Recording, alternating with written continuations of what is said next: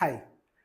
तो देखिए हमारा क्वेश्चन है, a farmer has a triangular plot of land, one side of the plot henceforth called the base is 300 feet long and the other two sides are equal।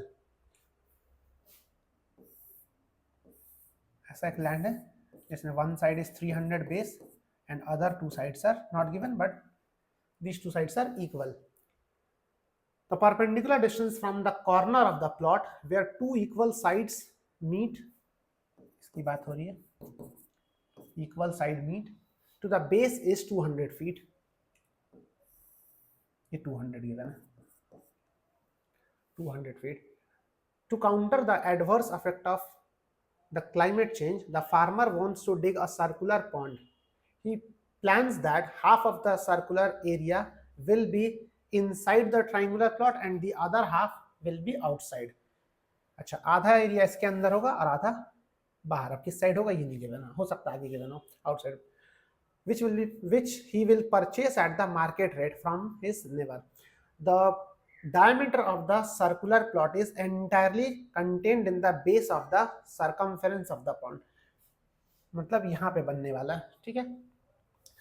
half of the diameter of the circular plot is entirely contained in the base and the circumference of the pond touches the two equal sides of the triangle from sides। देखिए यहाँ पे base पे बनेगा इसका diameter और ये दोनों side को टच करेगा। ये थोड़ा सा परफेक्ट हम नहीं बना पाएंगे बट ऐसा बनेगा, ठीक है। हाफ होगा इसके अंदर और रेस्ट हाफ बाहर होगा, ऐसा कुछ बनने वाला है। If the market rate per square feet of the land is 1400 rupees, 1400 per square feet ना, how much does the farmer must pay to buy the land from his neighbor for the pond। देखिए कुछ नहीं करना, इसका area हम लोग find करना।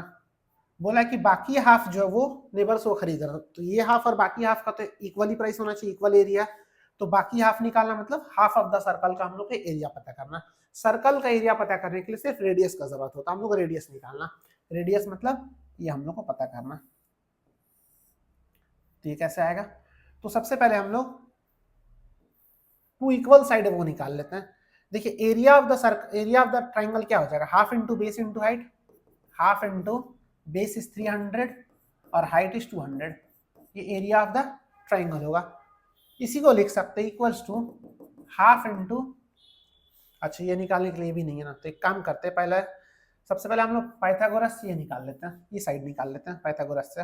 ये 200 है, ये 300 पूरा, तो ये 150 ये आ जाएगा। 3:4:5 तो 300/2 200, ये 500/2 250 आ जाएगा। ये 150 है, ये हम लोग 200 है, तो 53 जा 54 जा 55 जा, ये तो इजीली 250 आ गया। अब हम लोग लिख सकते हैं, ये हम लोग को जो फाइंड करना, हाफ इंटू 200 इंटू, देखिए इस ट्राइंगल में, इस ट्राइंगल का जो एरिया होगा half into base into height equal to, ऐसे भी तो लिख सकते हैं, हाफ इंटू ये अगर बेस हो जाए ये हाइट हो जाए, half into base is 250 and height is x, लिख सकते हैं ऐसे।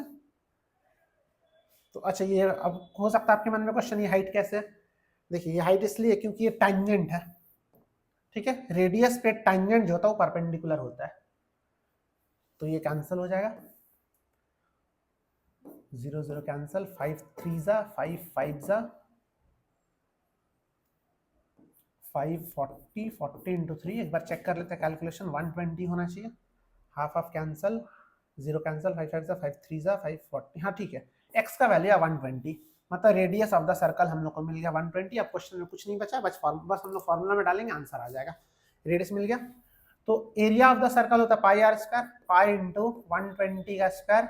हाफ एरिया हम लोग को चाहिए क्योंकि हाफ तो ऑलरेडी उसके पास है, रेस्ट हाफ चाहिए, और इंटू मार्केट का जो प्राइस था उससे इंटू करते थे 1400।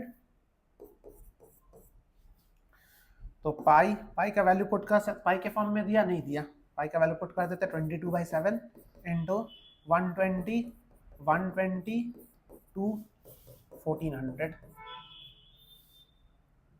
2 7 जा 14, यहाँ पे 100, 12 का स्क्वायर होता है 14400 और ये 2200, 22 से इसको मल्टीप्लाई करते हैं, 22 4 जा 88, 8 कैरी, 22 4 जा 88 प्लस 8 96, 9 कैरी, 22 प्लस 9 31।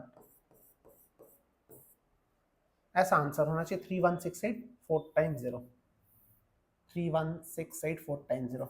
देखिए क्वेश्चन बहुत इजी था, इसमें सिर्फ ये रेडियस आपको निकालना था। अगर आपको रेडियस मिल गया तो फिर area of the circle half करना, उसको मल्टीप्लाई कर देना जो मार्केट का प्राइस गिवन है। ठीक है, तो मिलते हैं हम नेक्स्ट वीडियो में। Thank you so much for watching.